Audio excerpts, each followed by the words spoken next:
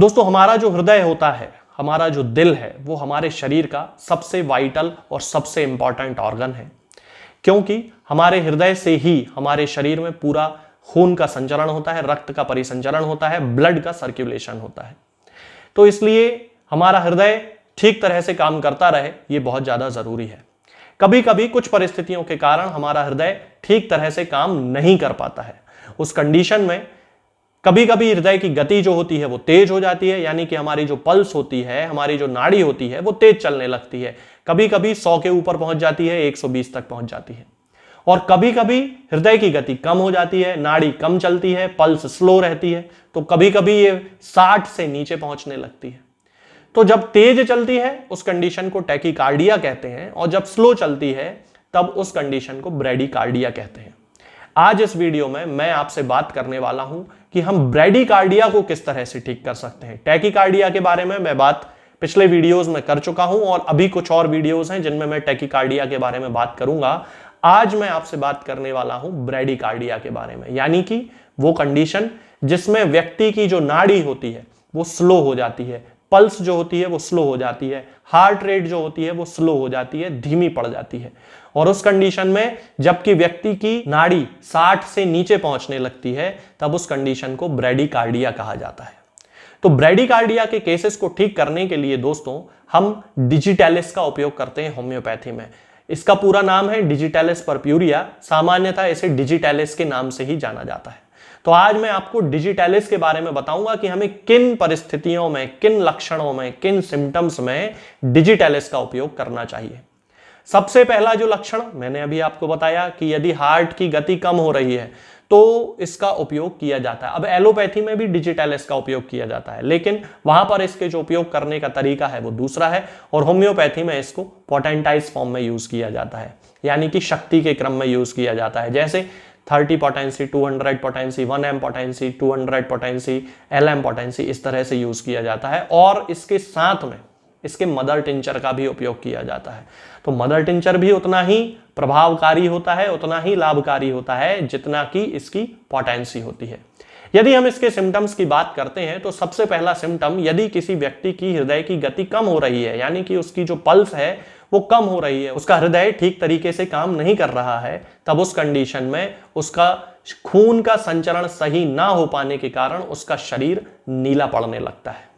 इसका दूसरा सिम्टम होता है कि व्यक्ति को सांस लेने में तकलीफ होने लगती है। सीधी सी बात है कि यदि किसी व्यक्ति के शरीर में खून का संचरण सही तरीके से नहीं होगा तो वो खून जो कि फेफड़ों तक पहुंचना चाहिए वो भी सही तरीके से नहीं पहुंचेगा, और जब फेफड़ों तक सही तरीके से खून नहीं पहुंचता है तो उस कंडीशन में ऑक्सीजन का जो आदान प्रदान हृदय और फेफड़े के बीच में होता है वो सही तरीके से नहीं हो पाता, जिसके कारण व्यक्ति को सांस फूलने की शिकायत होने लगती है। और जब सांस फूलने लगती है यानी कि एयर हंगर डेवलप होती है, मेडिकल की भाषा में इसे एयर हंगर कहा जाता है। जब एयर हंगर डेवलप होती है किसी व्यक्ति को तो उसके अंदर थकान आने लगती है। यदि हम प्रैक्टिकली बात करें तो आपने ऐसे बहुत सारे लोग देखे होंगे जिनको की सामान उठाने के लिए यदि किसी ऊंचाई वाली जगह पे खड़ा होना पड़े, मान लीजिए स्टूल पे खड़े होकर कुछ सामान उठाना है,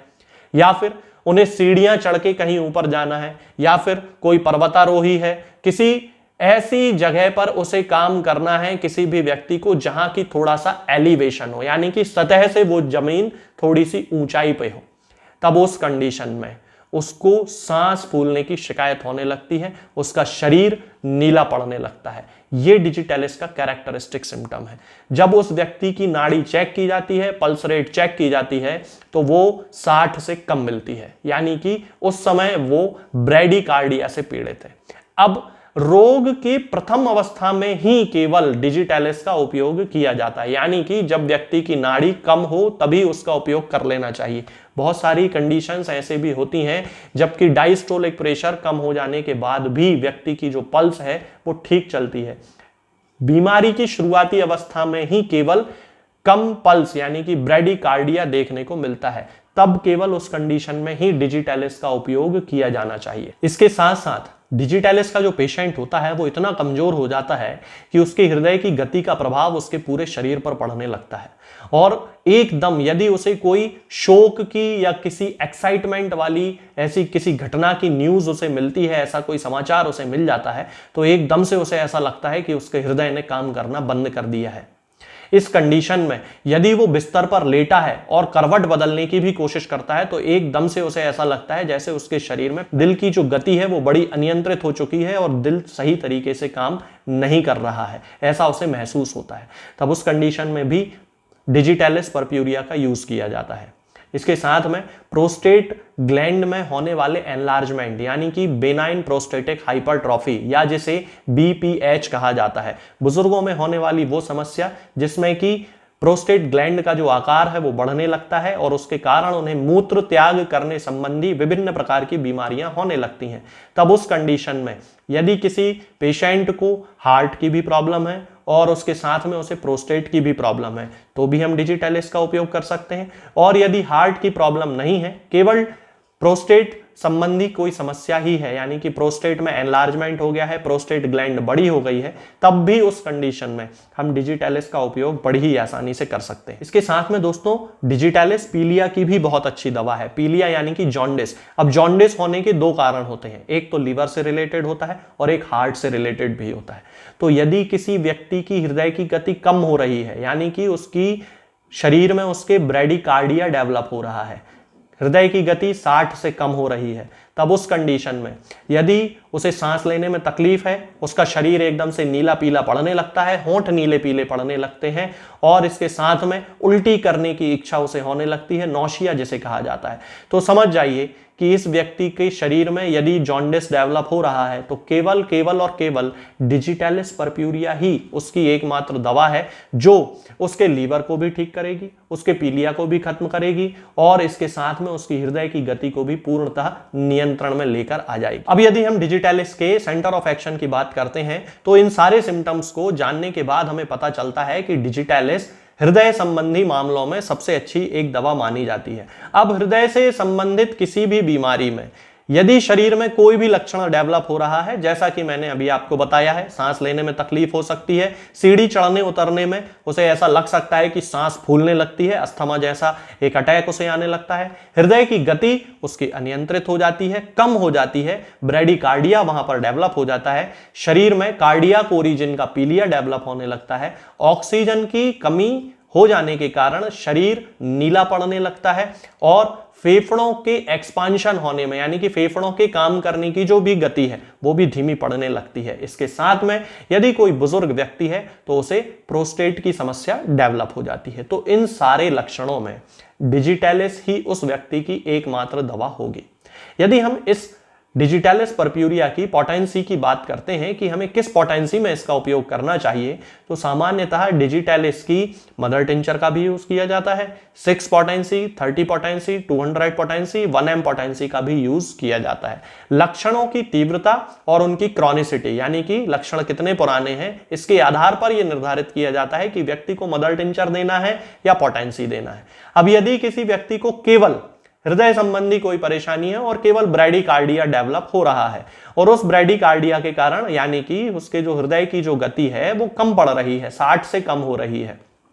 तो फिर उस कंडीशन में डिजिटालिस के मदर टिंचर की 4-4 बूंद सुबह शाम आधे कप या 1 कप पानी में मिलाकर कुछ दिन देने से ही उसका हृदय वापस अपने नॉर्मल फंक्शन पे आ जाता है, यानी कि पूर्णतः सही तरीके से काम करने लगता है और उसकी जो ब्रेडिकार्डिया संबंधित परेशानी है, हृदय की गति कम होने संबंधी जो परेशानी है वो ठीक हो जाती है।